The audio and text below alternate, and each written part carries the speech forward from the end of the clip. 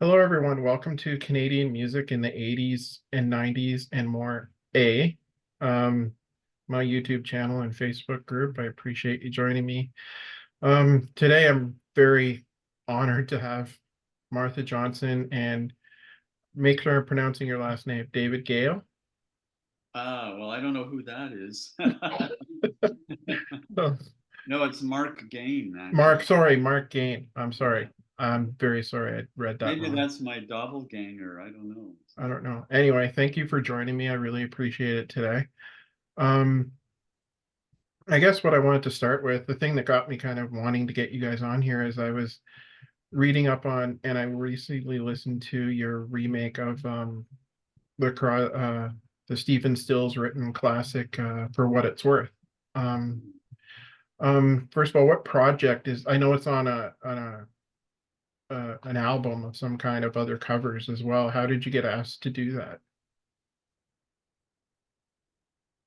Well, we actually kind of initiated it. It's a bit of a story, but we were. Hmm?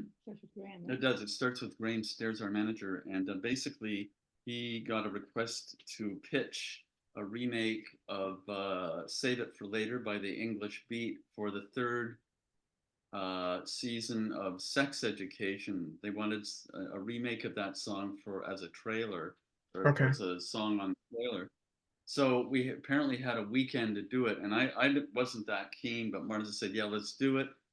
We did it. It came out really well. They ended up not using that song at all, so we were left with this really good version, I think, of that of "Save It for Later." And so I said to Graham, what are we going to do with this? It's kind of like an orphan song. Why don't we get everybody on your label, Pop Guru, to pick a cover and then put out a cover album? So that's how the cover album came about. It's called Coverama. Mhm. And that song went on it. But we went, okay, so we wanted, that was done for a different reason. Even We hadn't picked that one. no, we hadn't picked that. We kind of did it because they want, we were pitching it. So we wanted something that was more serious to go on there. And Graham said, well, you can have two songs. So pick another one that you want to cover. And I think we tried a version of Fire by Jimi Hendrix because we had a rough vocal of you doing that years ago. And it was cool, right? It was good. It wasn't what we were looking for. No, it didn't work out. So we came up with For What It's Worth, because back in the day in 1966, it was quite a poignant song, and it's had many lives since then. A lot of people have covered it, and we just wanted to do something that said something, and so we basically slowed it down, made it more ominous, and kind of uh, made it more about gun violence. I mean, the interesting thing about the song is that lends itself to whatever artist is covering it, and whatever time, what the issues of the times are. And as an ex-Torontonian, you would know that over the years, guns have become far more prevalent in Toronto, and so that's what we did. And we wanted to do a video for a long time, and I came up with this idea of making two people walking through Toronto in everyday sorts of situations, only they have guns for heads, and nobody's really paying attention to them. And it was basically a statement about how we've gotten too used to this. Yeah, for sure. It's definitely more of a problem than I remember it being growing up in the Oh, 80s yeah, anyway. for sure. You always heard about it in big centers in the United States and stuff like that, which I think it wasn't that the original actually done about gun violence in the States. No, funnily enough, his original song, the lyrics were all about a confrontation between, the kids or hippies on Right, Sunset Boulevard in front of a club, and the cops were called because they felt they were making a disturbance, which I don't think they really were. right. And Stephen still was, in fact, the intent of the original lyrics was much kind of more localized. It was about a specific incident on Sunset Strip, basically. Right. I think it was kind of an anthem that was good, was picked up by hippies. Yeah, it became in a sense bigger than perhaps his original intention was. Yeah, if you think of all the movies it's been used in and different, I mean, you've heard it in so many different aspects. It's I really like your take on it actually. It's great the way that you both sing on it, which is really awesome. But was it a hard song to put together for you too? Was it? Well, it came together pretty easily. I thought. Yeah, I know we tried you singing Yeah, the verse. verses and you didn't No. feel it was right. And I thought Mark's got this very low resonant voice that makes the song sound more serious than Yeah. if I sang it. So I said, why don't you try it? And he did, and it worked out well. Yeah, so we had the voice of doom in the verses, and then Martha's sort of high energy choruses that were kind of a nice contrast, I think. No, it's great to see a video from you guys too. Like, I mean, I guess it's, how long has it been since you guys have actually made a video? We've been making quite a few of some of these projects we've done. Yeah, We've been working with other songwriters, singer-songwriters, and when we do a song with them, we make a sort of homemade video along with it. well, yeah, I think maybe the last one we might have done, unless I'm forgetting something, we have a side project called Chemical Dreams. And a Mhm. few years back, we collaborated with a great artist named John Orpheus, and we did quite a neat song with him. We co-wrote the song. It's called "Look to the Moon," and he does all the performing and singing. We're basically his backup band, but it turned out really well. So during the height of COVID, we did a couple of little funny projects. One was Stay home and dance. oh yeah, right. I forgot about that. Yeah, That is a really good video. yeah, we did a good video for a song and dance at the very beginning of COVID. It Right. was based on a quote by Nancy Pelosi, who said, "Well, it's better if you stay home and dance." And we went, "Yeah, that's cool." So we did a song called what was it called? Oh, "Come Out and Dance" in like about 1985, 86, and somehow the idea came we do a stay home and dance version of that. That was Graham's idea. It was Graham's idea. Yeah, that rings a bell. And so we did that just for the internet, basically. So yeah, we've done a few things. It's good to see you're keeping busy still. I guess I want to take a trip back and what were your beginnings in the music business? I know you did a lot of work in your early days with Daniel Lanois. Before he, I Yeah, guess. that came about quite a few years after we first started, because we first formed in 1977 and did our first show at the Ontario College of Art in Toronto's Halloween dance in '77. We returned a year later and did it again, and that's, I think, the earliest video that exists, at least on our YouTube site, of a very grainy black and white photo of us doing a very, very early version of Echo Beach. And then we got signed to Virgin Records '79 and did our first two albums over in England.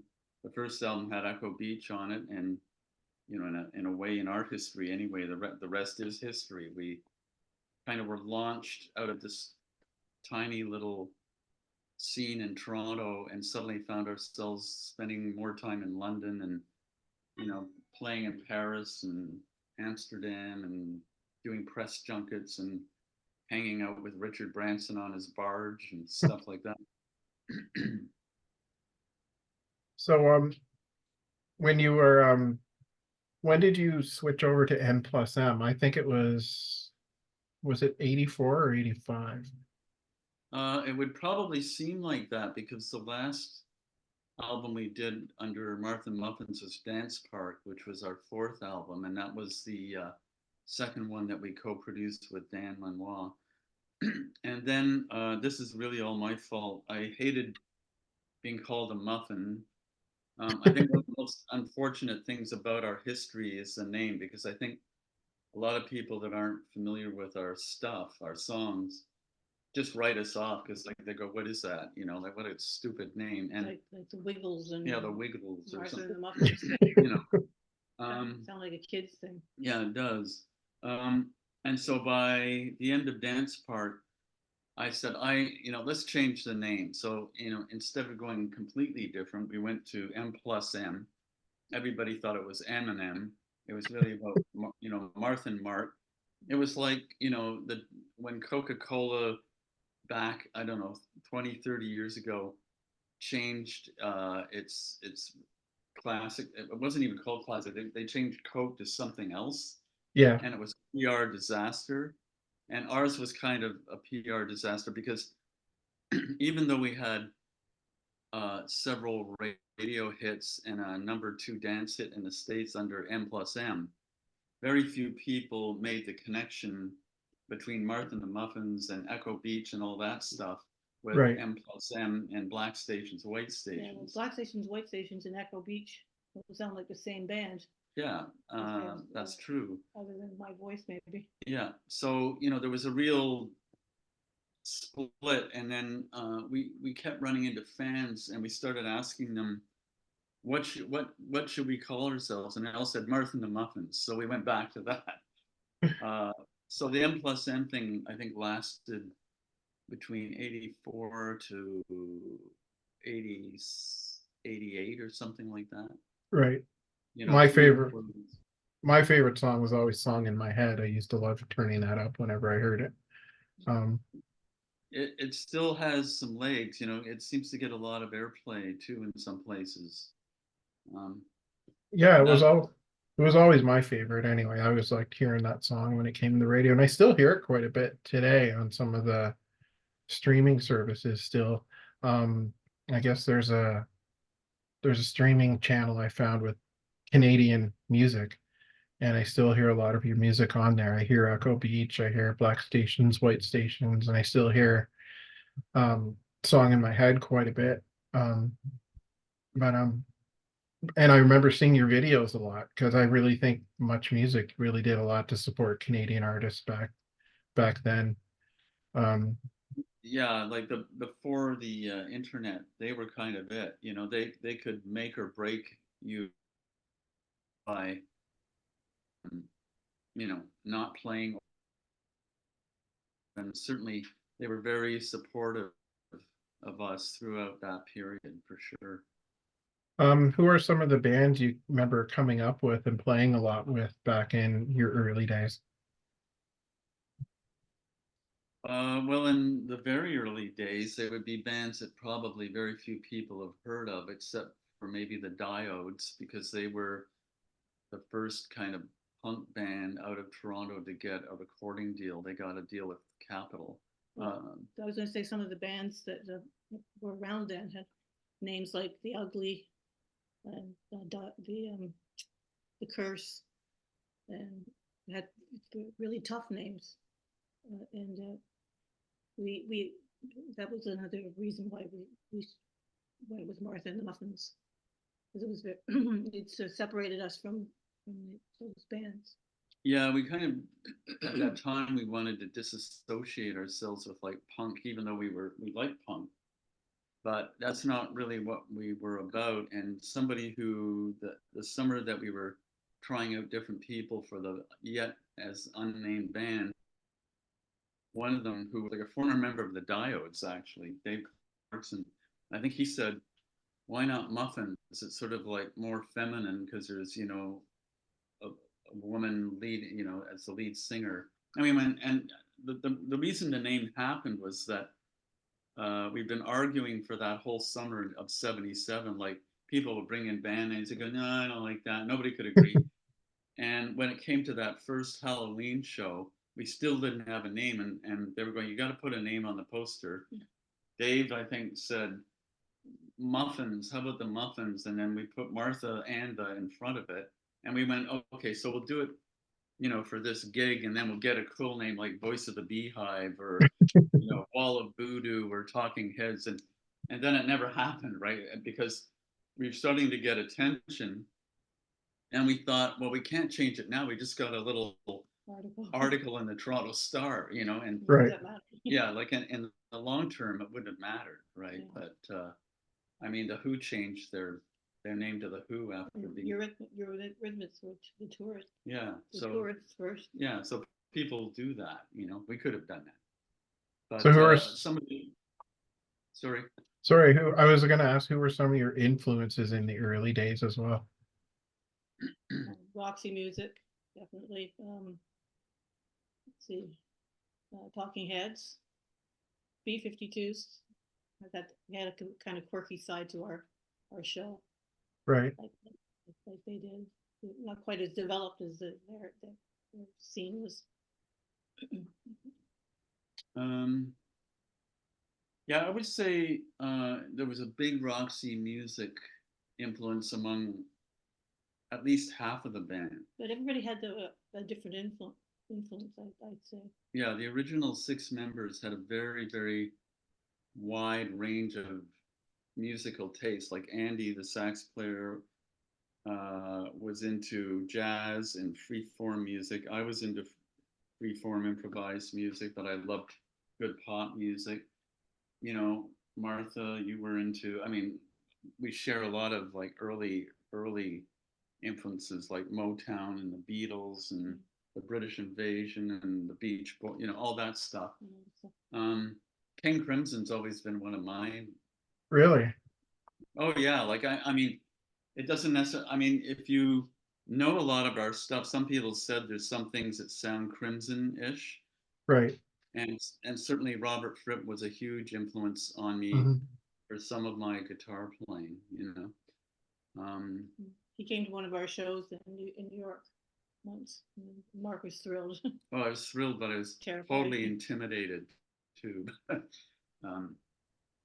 because he stood off the stage like this, and I'm going, holy shit, it's like Robert Fripp, And his wife, Toya, who's a performer in England, she did a cover version of Echo Beach. She did the first, yeah, she did the first cover of Echo Beach, I think. And she still performs it live because she's actually touring. Toya and Robert Fripp are married, right? And they're doing duo shows now, I think. And as well as Sunday Lunch. Yeah, if you've seen their Sunday Lunch series on YouTube, it's hilarious. It's quite something else. But they are doing Echo Beach live, and to see Robert Fripp in a band playing Echo Beach is pretty great. That is pretty, and it must be something for you guys to see that too, that being, like you said, they're one of your influences too. So there's something. Well, when you guys got established more in the 80s, were there some Canadian bands you toured with or played a lot of shows with? Well, I think our first Canadian tour, the Spoons opened for us. Okay. Across Canada, and they, on our third album, This Is the Ice Age, Gordon Sandy did some vocals on one of the songs too. And when our first bass player, Carl Finkel, left the band, he went on to become their manager. So there's several associations there. Right. But we were really thrilled when we were asked to open for Roxy Music in England. And it was going to be a European tour as well. But Brian Ferry got kidney stones, was it? Yeah, he got kidney stones, so they had to cancel the shows. So we only did 2 shows. We did Wembley Arena in London and the Glasgow Apollo in Scotland. And that was the end of it. I guess he had to get his stones removed. And I never met him.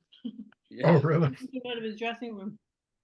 Well, I think he's really shy. We met everybody else, so it was really cool.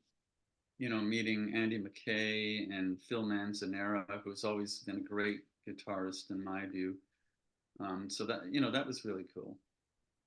I've been doing a lot of kind of poking around famous studios in Canada recently. I found an interesting group on Facebook about Le Studio in Quebec, which was quite famous for a lot of not just Canadian bands, but international bands. I even saw a mini documentary about Little Mountain Sound in Vancouver. And were there any studios in Canada that you guys would have considered like in that group? We did record at the studio. We did, yeah, we did. What else was that? The World is a Ball.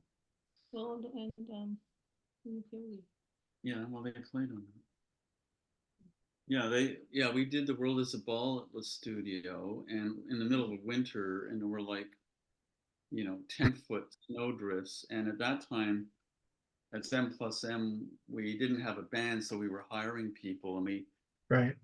with this phenomenal rhythm section from New York that played with Luther Vandross and Dream Girls. yeah, just incredible, and like super fun.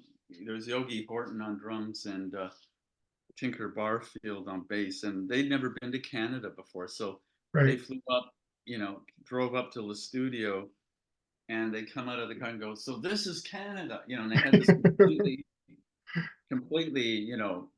kind of narrow view. It was, they probably thought all of Canada was like that, but and certainly that part of Quebec is like that in the winter, or it used to be anyway. And the studio was a phenomenal place. Just class A room studio. People there were great. We had a good time there, but of course, probably the most significant studio for us was Grant Avenue in Hamilton, where we did Okay. 3 albums with Dan Lanois.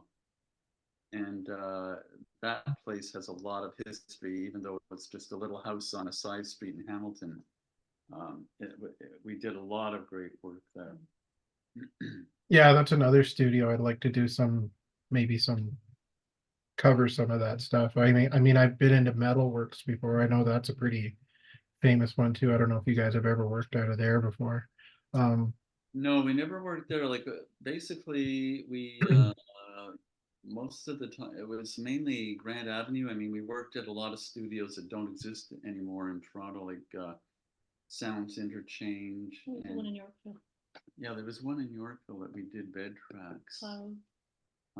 Nimbus 9. Yeah, Nimbus 9. A lot of them are gone now, Yeah, it's a shame that some of them are gone because there's probably a lot of history in some of those.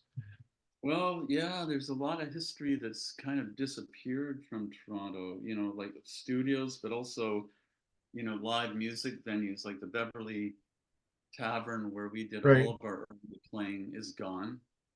The Brinks building, which was the experimental arts faculty at the Ontario College of Art in the 70s, is demolished. Now Really? it's a condo. The original music gallery, which wasn't far away, it's gone. Yeah, I mean, that's what happens, I guess. And I've never felt that Toronto was particularly good at, honoring sites like that. Who was the one it was on Mutual Street? Yeah, there was the one. Is it Earl? Earl? No, I can't remember the name of that one. Yeah. We got to write all this stuff down before we forget everything. Oh my God. It's amazing the horseshoe's still around, like. Yeah, the horseshoe's still around, which is great. It seems to be going strong, and of course the El Macombo is back. Yep, they just renovated it, didn't they, recently? Yeah, I think they spent a lot of money kind of bringing it up to scratch again, and yeah, so there's still hope. There's still some people playing live and venues that are still around. Yeah, I'm not sure. I'm not in Ontario anymore, but I'm not sure. Is Lee's Palace still open and function? That's a good question. I used to live almost across from there, and we so rarely, like, we're living in the east end of Toronto, and we hardly go that far into the West End anymore, where we used to live. But so Yeah. I couldn't tell. But I guess we could look that up after this. Um, you'd think we would know that, but we don't. No, it's quite all right. Now I also have read that you guys did a lot of movie scores. And um, Yeah. when did you kind of get into that? Mm, When we came back from England, we'd been living in Bath in England for Mhm. a couple of years. And we came back and we were offered to do a soundtrack for a Canadian film, and that sort of threw us into it right away. Right away. but also for a period of time, like into when we came back in the late '80s from England, um, and we hadn't we had recorded an album, but it just kind of disappeared into a black hole, and so we would kind of, and that coincided with the birth of our daughter. So for the next 18 years, we basically didn't do anything but work on film soundtracks and some ad stuff and Martha's solo, children's album. So children's album. Yeah. It came out very well. It came out really well. And that's kind of what we did for a long time. So, and I think, when we got jobs like that, some people kind of they'd heard sort of some of the atmospheric stuff we've done, Mhm. particularly on This Is the Ice Age, and they kind of wanted a bit of that sound in what they wanted us to do as well. So how did that differ from doing like the songs you were like the music you were doing before? Like, was there a big different approach to that kind of thing, or? Yeah, well, you had a director saying what you wanted, what they were looking for. Whereas with our music, we did whatever we wanted to do. Yeah, the intent and purpose is totally different. Like when you're Right. working on a film or a car thing or something, like it's a commercial thing, right? You're not tied to it emotionally. No, it's a job to be done. As a professional, you do the best you can, but there's no resemblance to making an album or writing your own songs. And it was a way for us to keep money coming in. But by the '90s, Martha and Muffins wasn't a cool band anymore. Yeah. And we weren't getting particularly much support from the Canadian music industry. Like I say, we put out a album that we'd actually recorded in Bath that was quite good, called Modern Lullaby, and it just went into a black hole because nobody would support it or promote it. And we kind of went, well, why are we doing this? Why are we still doing this? Like if you can't reach an audience, Right. it seemed pointless. And of course, this was pre-internet. Like the internet basically saved us. Yeah.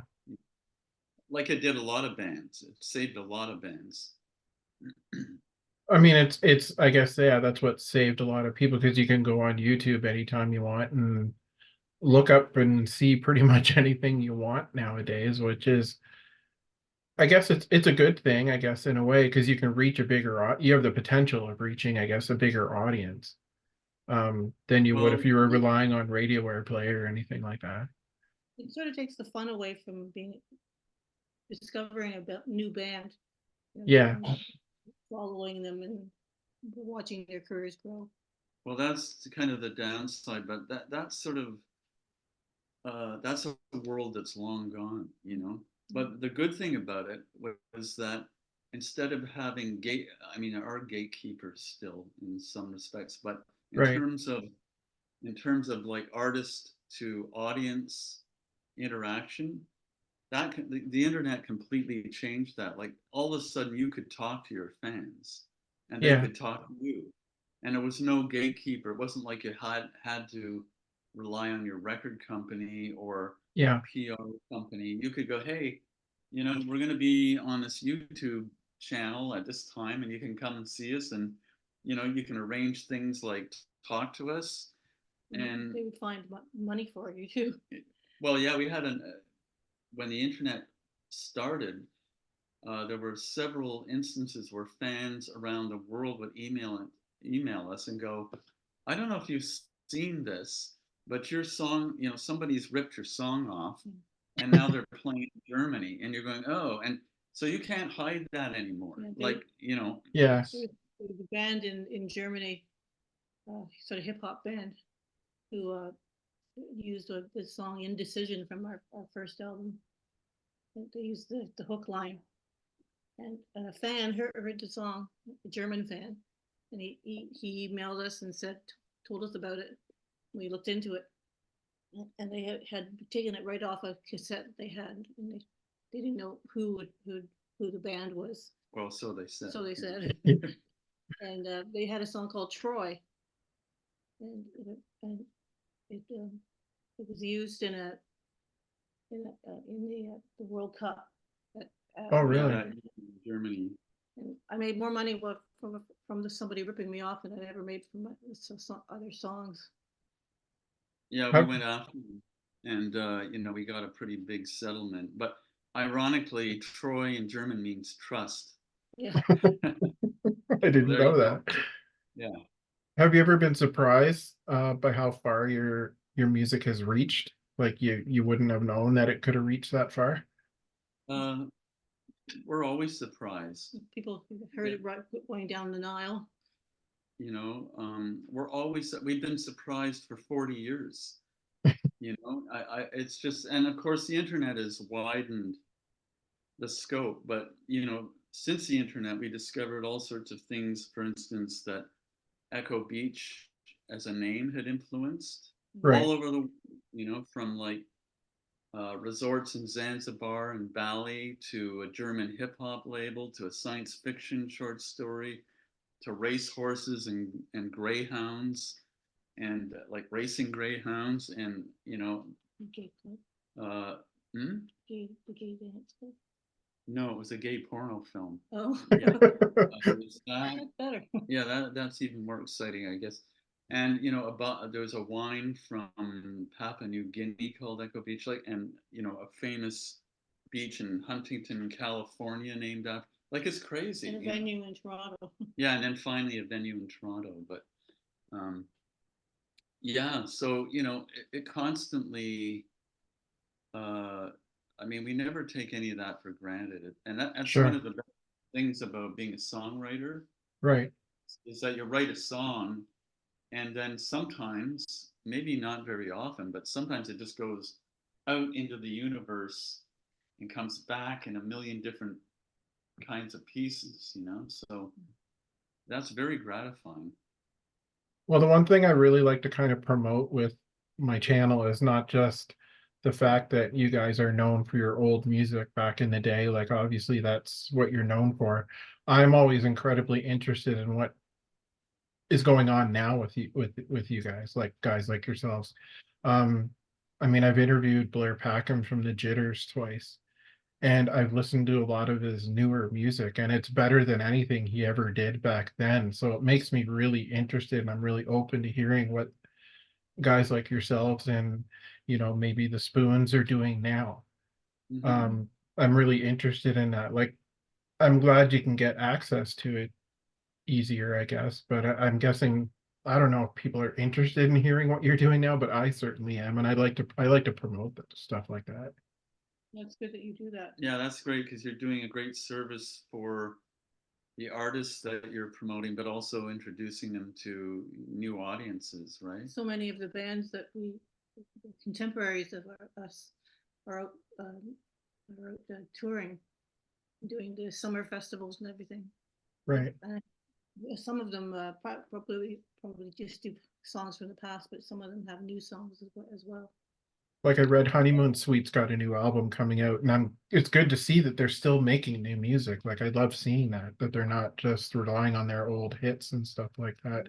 Speaking of that, what have you guys got planned for the future? Like, are you guys going to keep recording and writing? And yeah, I'm hoping to. We can't do any live stuff because of my health. I have Parkinson's disease. I'm sorry to hear that. So I'm just not up to doing the live stuff, but I still write and record, and we have a few projects.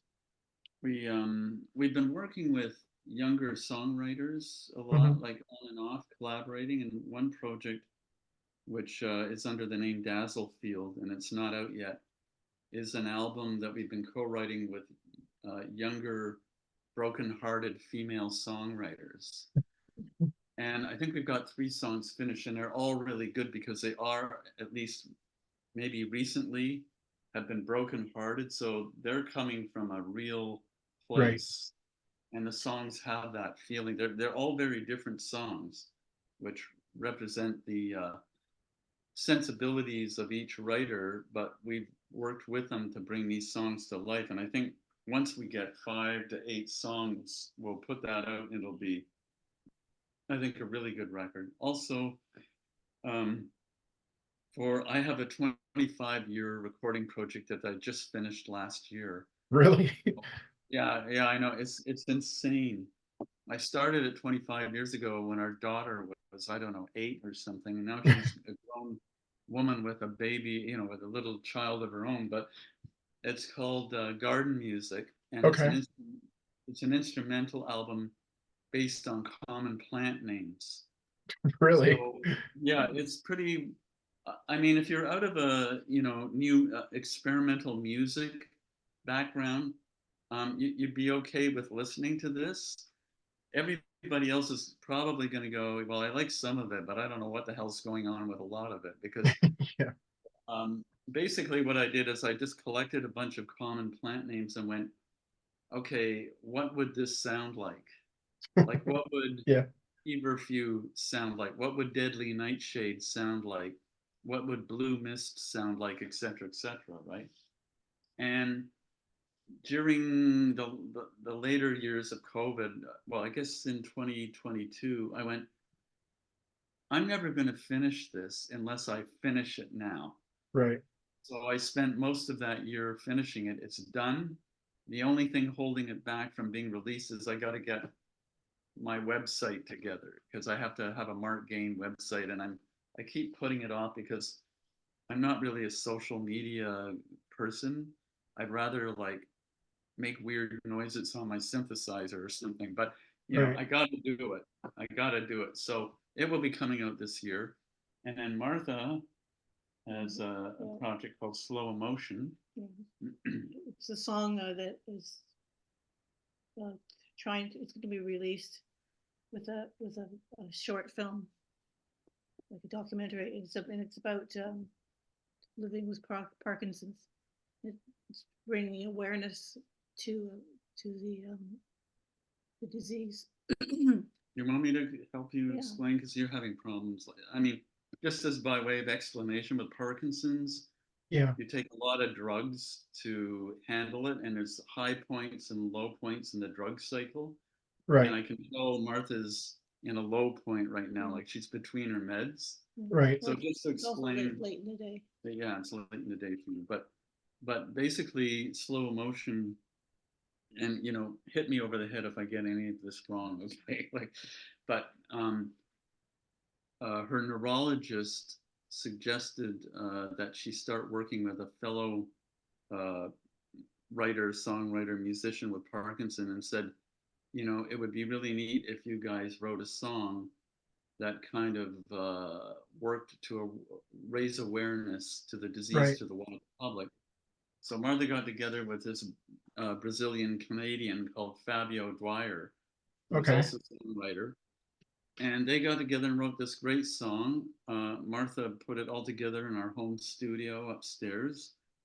And we got a bunch of people with Parkinson's to do the choir. Fabio is a guitarist as well. And until he got this operation called deep brain stimulation, was losing his ability to play guitar. After he had the operation, he actually regained the ability to play guitar. So he played guitar on this. Martha's neurologist, Dr. Fasano, came in and did keyboards. He doesn't have Parkinson's, but he's quite an accomplished keyboard player. So basically, everybody on it except me and Dr. Fasano has Parkinson's, and it's a real testament to help people understand that life doesn't end when you're diagnosed. Like, No. you know, Yeah. as Martha said, we can't play live, but Martha is in total command of the recording studio. Right. And when we do vocals, like the ones you heard in For What It's Worth, Right. we just time it when her drugs are on the high point. That's when we go in and record. Right. And we layer the voice. We layer the voice a lot, so it makes it, because her voice isn't, as strong as it used to be. So we do a lot of overdubbing to build it up to give it some weight. And so we do have workarounds. So there's no reason why we can't keep recording and putting stuff out. For We're not going to sure. be, yeah, like the days of the live band are over, but Yeah. we're putting stuff out. And I think this year might see a few things coming out, also including a 1983 live recording that Dan Lanois recorded at Ontario Place of the band in front of 10,000 fans, which was that was a great band, the Dance Park era band. Is that the old forum? Yes. Yeah. Yes. Because And there's a Facebook group about the old forum too, and some of the gigs that used to go on there too. So, and sadly, I mean, that should have never been demolished. That was a yeah, beautiful place. the You know, revolving stage. I remember. oh yeah, yeah, and the wind blowing off the lake, and Yeah, it was a great spot to see a live band. It was Um, free. I guess that yeah, leads to one more question I'd like to ask you guys. I guess you just said you found a live recording. Is there anything else in the vault that could be released or that you? Well, uh, we did an album called Marthology. We haven't talked about that. no, we haven't. Did that come out last year? We did a release called Marthology in and outtakes, and basically what it is a bunch of songs some of which we never released. Okay. Like we didn't know what to do with at the time, and some of them were limited release or internet only release, Right. that kind of thing. So there's an album out now which you can stream online and buy, I think, in some places, called Marthology. And Okay. there's when we put it together, this was again at our manager Graham Stairs' suggestion. I think some of Martha's best singing of her career is on that album. And Right. some of them were like basement demos. Some of them were half finished songs. Some of them, got done, but not a lot of people heard them. But she did some great singing on that. And I think for any big fan of Martha and the Muffins, that would be well worth listening to.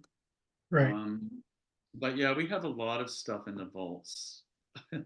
So there might be a Marthology too. There might be a Marthology. You got that much around. It's good to hear. Like it's good to hear that.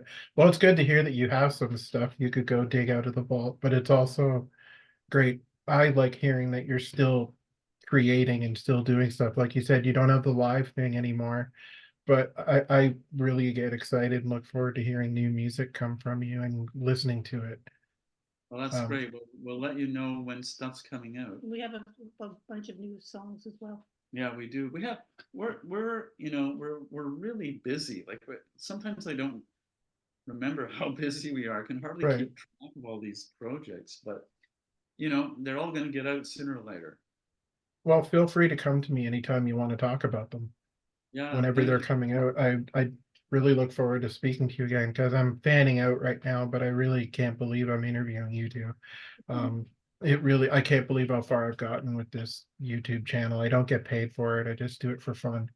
That's the true passionate fan there. Yeah, I'm just a big fan of the Canadian music scene. Because I always thought Canadian music was all the artists had their own identity, whereas a lot of the American music kind of sounded the same. Mm. And I think British music had its own identity. A lot of the artists were different, you know what I mean? They had more distinct sound to them, and I found Canadians always did as well. Yeah. Like nobody sounded like you guys. Nobody sounded like you. Nobody sounded like the Spoons. They had distinct singing voices too, which whereas I found a lot of people in America kind of sang similarly. Mm. if you know what I mean. Well, I hear what you're saying for sure. And, for as far as working, like as a band, like people especially in the early days, I had a hard time even knowing where we were from. Like when you read a lot of the early press, they go, it's hard to believe this is a Canadian band. They sound like they're from London or New York, or where are they from? And that, we had a distinctive sonic signature right off the bat. And, in those days, it was because of the original band lineup all had their influences. So it all got dumped into this melting pot. And that gave us a distinct signature for sure. So it was a big collaborative thing in the early days with everybody in the band. Yeah, well, I was the main songwriter at the time, but basically, it depended on the song. But basically, most of the time, I would just bring the song in. I go, here's the chords, here's a couple of hook lines, maybe, Right, you could do that, Martha or Andy, and then everybody was left. You had the melody and lyrics. I had the melody and lyrics, but basically, it was yeah, up to how the band interpreted it. And we were very, inexperienced and naive. Nobody, right. I think in the early days, certainly from my standpoint, I was just happy if I got from one end of the song to the other without making a mistake. That was the challenge. I guess one more thing I want to get your take on is the difference between putting music together back in your early days compared to now, how the technology has come along so far that, back then I would think you probably recorded with the whole band in the studio at some point, whereas now it's not really necessary. I kind of miss the old days, where you go into the studio and put the parts down, then listen to it and redo it. Yeah, there's, as we've said in differing ways, it's a whole different world now. And certainly lots of bands do go and play off the floor. Right, Mm, that tends to be expensive. I mean, once you have your home studio, you can bring people in, you can create things. right, And as you say, it's not the same thing. And I think, like, particularly the third and fourth album, This Is the Ice Age and Dance Part, our methodology then was to go play all the bed tracks as a live band and get that right. energy that you can really feel, particularly I think for the Yeah, band, and then do the weird overdubs and the strange stuff on top. But you had that, you know, fabulous feel right off the top. And the challenge was not to bury it under a lot of junk, but to, if you're going to add something, make right. it make it better than it was without it. You know, Like maybe um, double something or add like double, yeah, and add the Mark Gane weird stuff. It's suitable. no, I just found it was more easier to experiment back then than it is now because it's such a business lately that, nobody wants to take any chances anymore. Whereas like back then you could give someone the leeway to take chances and it worked. It worked with a Well, lot of great bands. It's exciting working with other people, other musicians too, and playing off of each other. Right. yeah, yeah, for sure. I mean, I think, Alan, I kind of agree with that. Like, at least in commercial pop music, Yeah. like it's just like it's all coming out of a tap. Yeah. Like, I don't know how many creaky female vocalists or like earnest, breathy males. You're kind of going, I can't tell who you are, and maybe I'm just a cranky old guy. I don't know, but it all sounds the same. But Yeah. but there is a certain you know, I think everybody's using the same plugins. They're all using, Yeah. not all, but like, there's a lot of auto tuning, and Right. it kind of just blands it all out, And then when you do hear something exciting, you go, "Holy shit, that's great!" Like, why can't we hear more stuff? Yeah. And I think, There's so much of it too. well, I think that, yeah, it's like, maybe to some extent, it's been like this for a long time. You have to really search it out.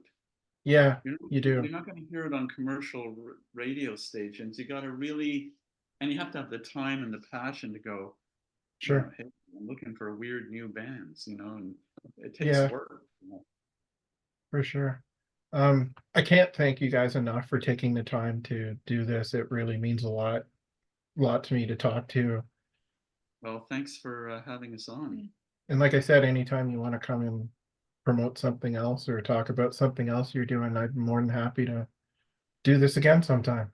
Okay, great. well, Keep that in we mind. enjoyed it. All right, Thank you. pleasure to meet you again, because remember off air I told you I haven't seen you before. Right. When you were doing children's music, I brought my niece to see you, and Well, all there's I a me- history there. all I remember was sitting in the audience looking at both of you going, where have I seen these two before? And then you mentioned that and then I went, yes, that's it. And I yelled out Echo Beach without really thinking about it, and I think you pointed at me and said, yeah, you know it. Yeah, Yeah. our other lives for Yeah. sure. Yeah. Anyway, thank you very much. I appreciate you joining me. Okay, You're thanks, Ellen. All right, take care. You too. Take Bye-bye. care.